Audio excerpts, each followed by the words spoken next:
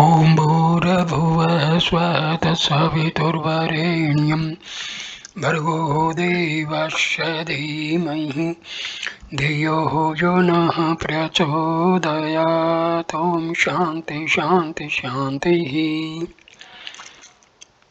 Namaskar my dear friends. This is sixth video on the Upanishadic stories. The heading of the story is Uma, the Golden Goddess. At whose desire does the mind function? Who puts first the vital force into motion? This has been an eternal question. The Brahma or the transcendental spirit answers the rishi, the seer of the Kanyakumari. It is neither seen by the eye nor heard by the ear, nor does the mind know it. The spirit, on the other hand, is the seer of the eye, the hearer of the ear, and the knower of the mind. It is through the power of this all pervasive spirit that everything else functions. It is beyond the reach of the senses and can only be felt like a mighty presence through intuition. It is that spirit which is the real God and not the many gods that people worship. This is the teaching of the Kanyakumari and has been embodied in the allegory of Uma, the goddess of spiritual wisdom. It was the question hour one evening while the sun hung in the west and the shadow chased shadow in a race to envelop the world with darkness. A rishi was sitting under a tree in his ashrama with a group of young disciples around him. Everything there was simple and chaste as behoved the dwelling of the saint known for his life of contemplation and good work. The evening prayers were just over and the youths came out with their questions. Man is by nature inquisitive. He is never satisfied by that which is apparent to him. He wants to probe into the unknown and the beyond. Is this all? Is there nothing behind the visible body and the invisible mind? Thus the questioning mind goes on and on, digging deeper into the realm of consciousness till curtain after curtain lifts and he has a vision of the ultimate reality of Brahma. At whose behest does the mind run towards its objects? Who bids first the vital powers to act? And at whose desire does the eye, the ear, and the power of speech function? This was a pretty formidable array of questions.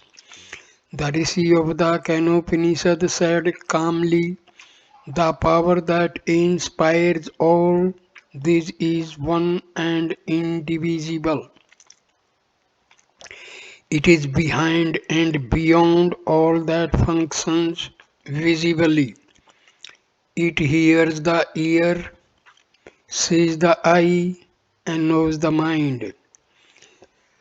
Neither our senses nor the mind fully grasp the reality. They all move and act through the power that pervades all existence. That fountainhead of all energy is the real God, and what people worship as so many gods are but mere reflections. He who knows and realizes this truth enjoys immortality. Here and now in this life is the opportunity to know this great truth of otherwise a great chance is lost forever. He then is so fortunate as to realize this truth that you speak of and extol.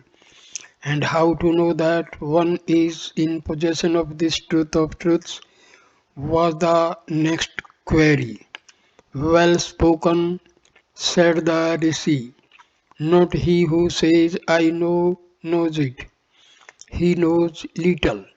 But the humble seeker who begins by saying, I not know, knows the truth in the course of time. It gradually illumines his mind like the rising sun. When once realized, the Spirit is ever present to him through all the states of his consciousness. His soul grows from strength to strength, and his realization of the Immaculate Presence blesses him with immortal life. The sage then looked at the faces of some of his disciples and could see that they had not grasped the full significance of what he said, so he narrated an allegory to illustrate his teaching that evening. My young friends, he began, you have heard of the conflict between the gods and the demons. Once upon a time, the gods won in a certain battle. It was through the good offices of Brahma, but due to ignorance, they appropriated the credit to themselves and became proud and elated. They thought, verily, this victory is ours and this glory too. Brahma came to know of this. He thought of teaching them a lesson and of making them realize their limitations. When they were in the midst of their rejoicings, he suddenly appeared in their presence. But how could they know him, blinded as they were by egoism and by empty vanity? They saw that some wonderful being was before them, but they could not recognize it. Then they thought seriously of knowing it by some means. They deputed Agni, the Lord of Fire, also known as the Omniscient One, to investigate into the matter. Agni approached the strange being. Brahma queried, who art thou?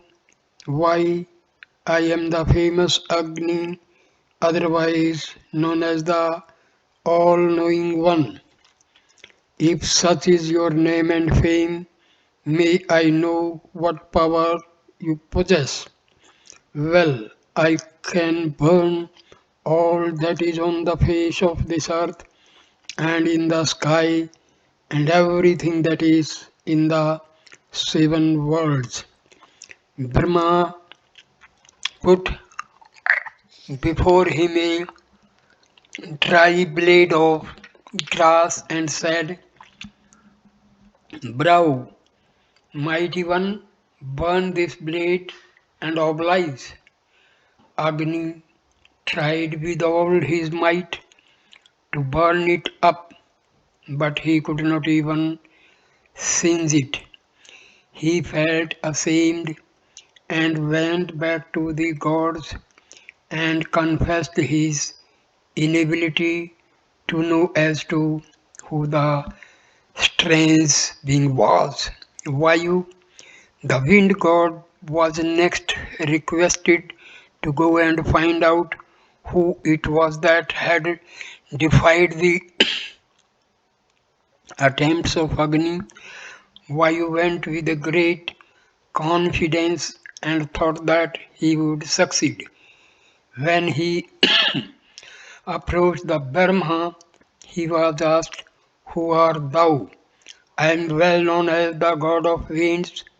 I am also known as the god that sweeps through the vast skies. What power characterizes you?" was the next question by Brahma. "I can take away all that fills the earth by a mighty sweep," said Vayu. "Here you are." So saying, Brahma laid before him a piece of straw and asked him to blow it off. Vayu tried his best but could not move it by a hair's breadth. He too retired and informed his colleagues that it was beyond him to know the strange person. The gods then appealed to Indra, their king.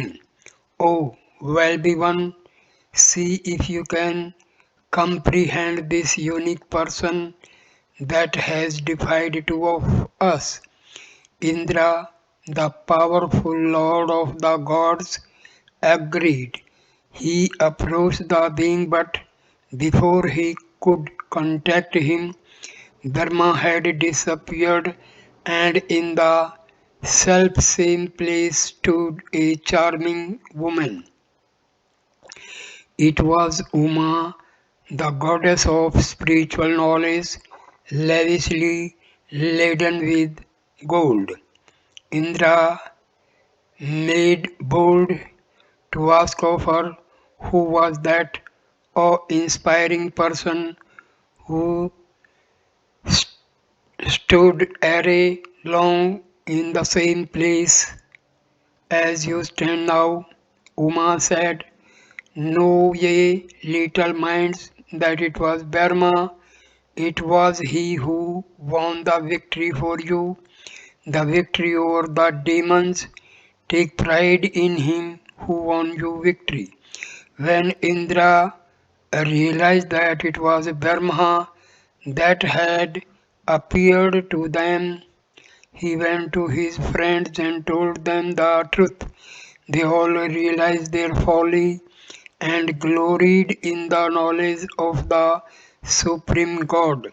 Like a flash of lightning across the clouded skies, in the twinkling of an eye, the vision of Dharma illumines our consciousness. Just as the mind rushes to its favorite objects and remembers them again and again, we must run after and catch the fleeting glimpses of reality and contemplate upon them. That reality alone is really adorable in the world, for the Supreme God Brahma and the ultimate reality are the same. Rounding off, the sage said, "This is the knowledge of Brahma, the transcendental reality. Truth is the very body and the abode of Dharma. All knowledge is its limb.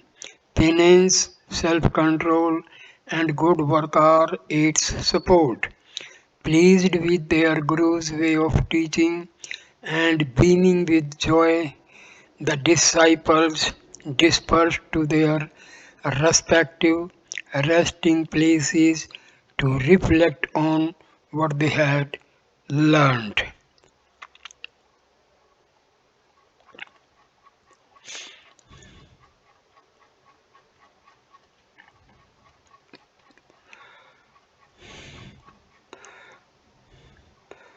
So here ends this video, please like, comment and share the video and subscribe the channel. Thanks a lot. Namaskar, my dear friends. Namaskar.